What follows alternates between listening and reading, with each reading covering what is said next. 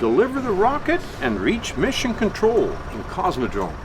Hello there everybody, and welcome back to a very special episode in SnowRunner here at OpenFed Gaming.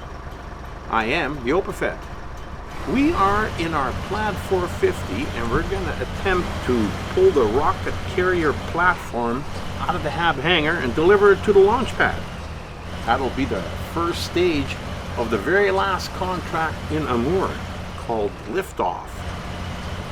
So as we're coming around the corner here, now I have absolutely no idea what I'm doing. This is not a mission that you can practice or do once or twice and then say, okay, now we're going to do it for real. You just got to go and do it. So we got a few problems along the way, but I've kind of cut a few of those pieces out because there are a lot of them were thinking about what I was supposed to do next. So, but I will let you know all my troubles that I had along the way, and the first one will start right here at the beginning when I try to hook onto the carrier platform, and I'm a little bit too far ahead. So okay, let's back it up a little bit more, as you can't see any winch points on the big trailer underneath the rocket. So we're going to back her up a little bit tighter. Here we go. Okay, now we should be able to hook onto it. Boy, this is going to be exciting to watch this rocket lift off later on. There we go. Now grab a hold of it and let's see if we can pull this baby out of the hangar here. Now when we try to pull it out, for one reason or another, and I'm not sure what it is, something seems to be holding it. So I'm not quite sure what the problem is. So I figured, well, let's back it up and push it back in a little bit, and let's try again and see if it'll work on our second attempt. And there we go. I think there we go. She's coming out, and we're gonna carry her out, pull it out to the launch pad. Boy, that's one big rocket that they assembled. It's going to be awesome to watch that thing take off. Now, I'm not sure exactly how we are supposed to pull it out to the pad here, but I think I should have let her go with the winch and then drove to the side, drove to the left, and let the trailer go by itself. And I wasn't paying attention.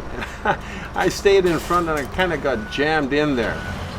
So okay, well, it's really, really hard to get this trailer moving. Once it's moving, it's okay, but it's really tough to get it moving. So I figure, okay, well, if we don't have the room there anymore, I tried pulling it from the front. That didn't work. So I thought, well, let's try and go to the very end and let's try and push it.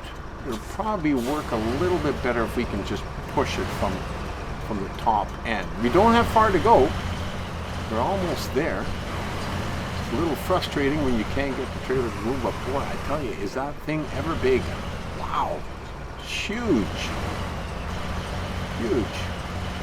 We're going to try and back into the hangar a little bit there and then just get in front of it and put the nose up. It looks like a pretty flat end on the trailer there. So we're just going to try and push it. And you would think that that would work. And that's what I thought. But I guess I was thinking wrong. Oh, got a little bit of the wrong view of the video there. Here we go. Now we got it in four wheel. We got all the power on. And she just won't go.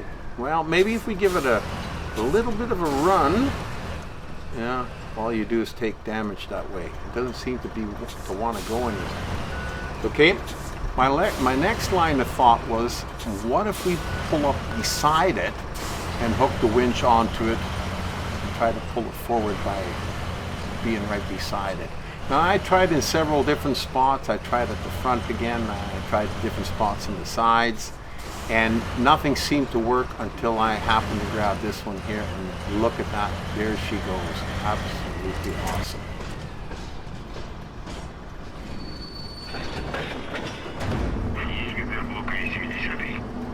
Руководителей принял первый. Земля, есть переход блок Украины, бортовое питание. Есть трехсилового блока и есть три колоды пневмо, колоды блока V70. Есть контли, есть мачта 20. Есть мачта 30. Well, that's the first stage of the last contract completed. Now, oh, I think we're kind of stuck on the side of the trailer there. There we go. Okay, now we're loose. So now we're on to the second stage, which is reach mission control, and I would take it. There again, I'm not sure. Take it once we get there.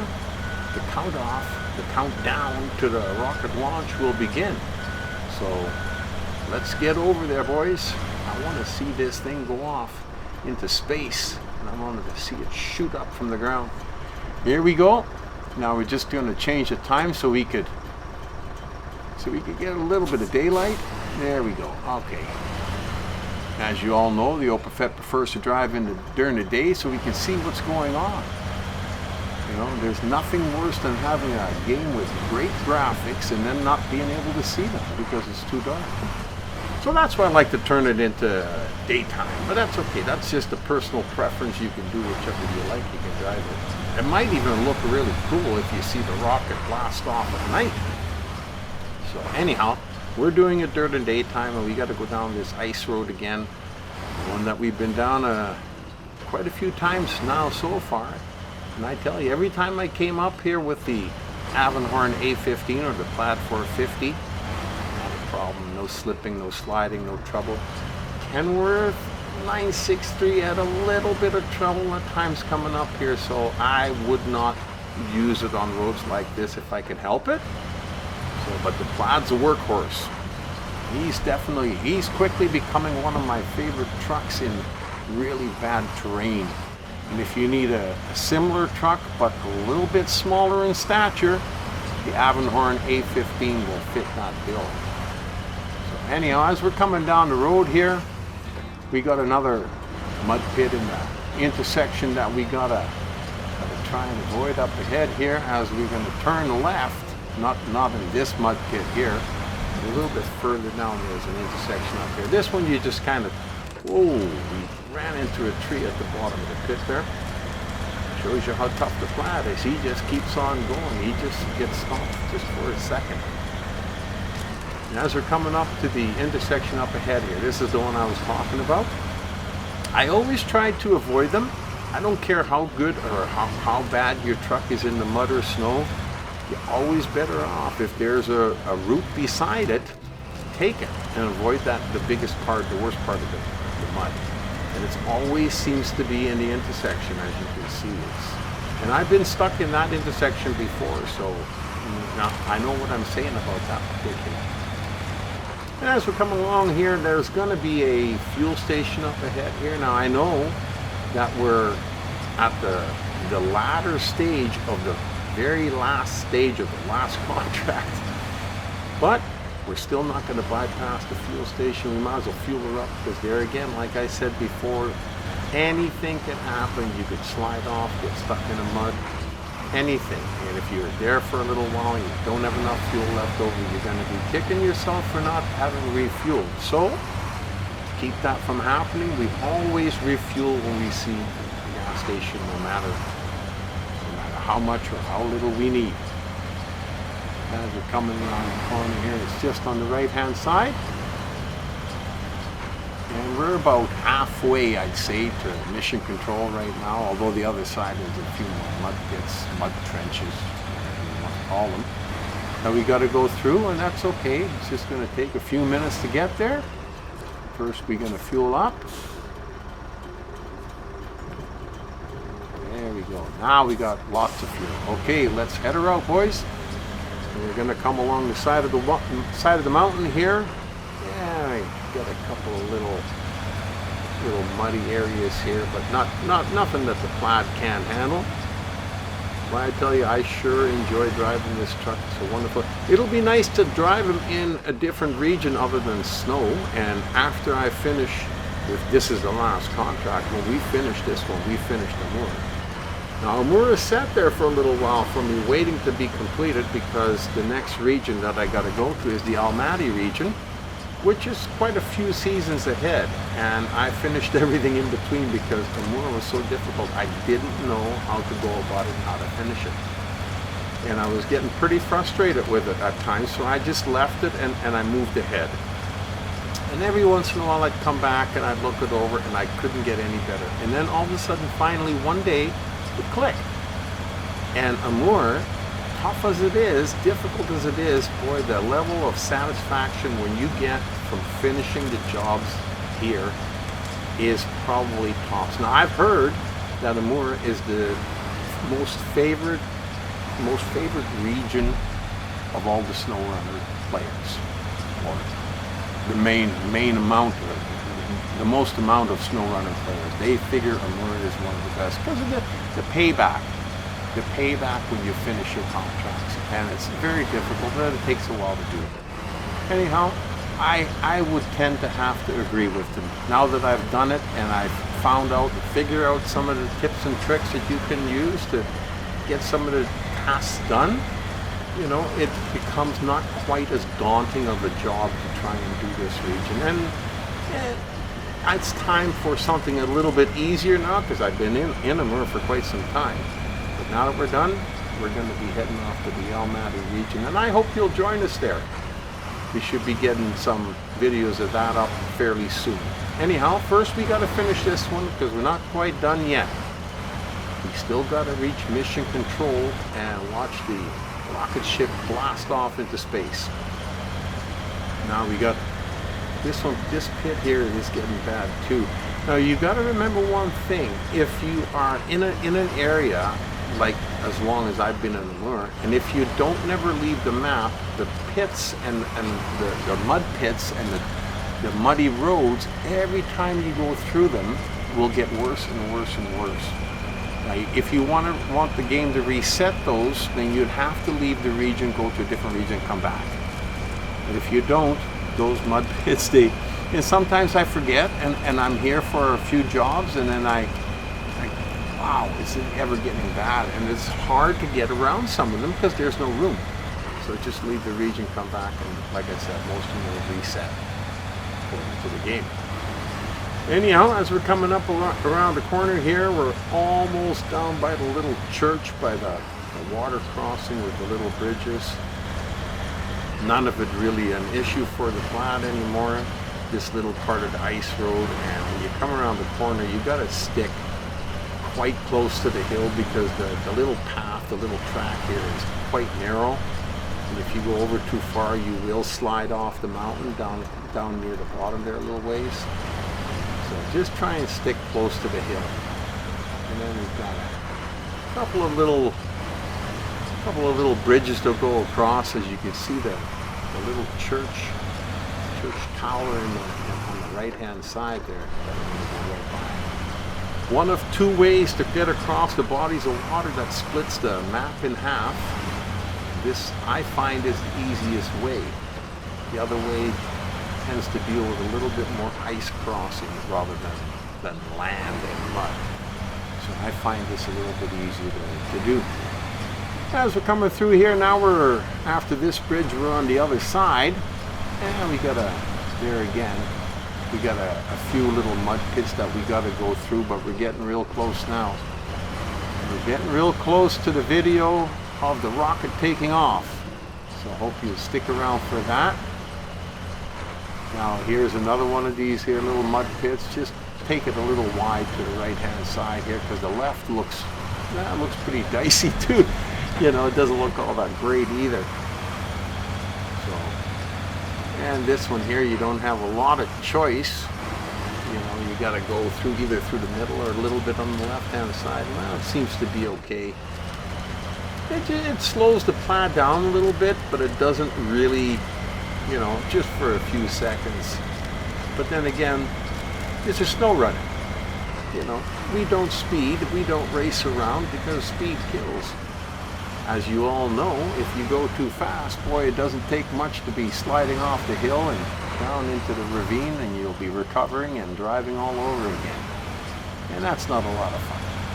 If you take it easy and watch your driving, go slow, if there's any problems up ahead, you can usually catch them in time if you go slow. So here we got another little muddy area, and oh, I got stuck behind something. This first part's not too bad, but this part here I've been stuck in before, and if you go through the middle, you will not be having a good time. If you do though, you're only going to do it once, because you'll remember it for the next time, like I've done all these times that I've driven by here. Now we got a header out to the left here as we come around the corner, and we're almost going to be there. I know I keep saying that, but that's because I want to get there as quickly as possible, and I can't go any faster because the terrain will dictate how fast you can go. Speed is not an option in this game, like I said. And here we got a few more little muddy patches, I guess you can call them. They're not really much of an issue. There's a couple up ahead that are a little bit of a problem, but if you go around them, it's not too bad. They're not too bad. This is just a matter of time before you're over or through it. You know, you can see the little spyglass in the top right-hand corner. Had to change the time because it was starting to get too dark. When you see that little spyglass in the yellow diamond, you know you're getting close. With this one here, I always go to the right a little bit and go around it. There again, this is a fairly deep one. If you do get caught in there, you'll have to winch yourself out. The next one, you cannot go around it because the pole's there. So unless you want to take the pole out too, you're pretty much going to have to go in there somewhere near the middle. But luckily enough, it's not so bad. We can get through that pretty easily. And then once we're through that, we got a little trek through the mountains. Now, whenever you go through mountains in Amur, every once in a while, especially around corners, they like to put boulders in the middle of the road and sometimes a little bit to the side. So you're going to try and go around it. Best thing with boulders, no matter what you're driving, the best thing is to try and straddle them and go right over the middle when they're in a corner. Because if you try to avoid them, chances are that you'll end up driving off of the cliff or off the track, as you will see in a second here. Now with the PLAD, it's not much of a problem because he's got plenty of clearance. So even the big boulders, I wouldn't hesitate to straddle the boulders to try and stay, you know, on the track where you want to be, right? So try not to veer around rocks and boulders when right here. As you can see, there's a few on the middle of the road there. Now you can't avoid them. There's no way you can avoid them. If you go way to the left, you're going to go off the hill. But with the clearance that the PLAD has, not much of an issue. And as we're coming around the corner here, just up ahead, the mission control facility, you can start to see a little bit of it on the far right hand side. We take a turn to the right and we are going to head off into the facility. Absolutely awesome. I really, really love driving and doing all the different tasks in the Amur and the contracts. I hope you enjoyed watching the videos, and I hope that you got some tips and tricks out of it. And if you just watch it for the fun of it, well, that's what it's there for. Just for the fun. I really enjoyed playing it. And we've got a liftoff video coming up real quick here. So I'm really glad you joined us, and I hope to see you back again. For now, you've been running in the snow with the Opafed.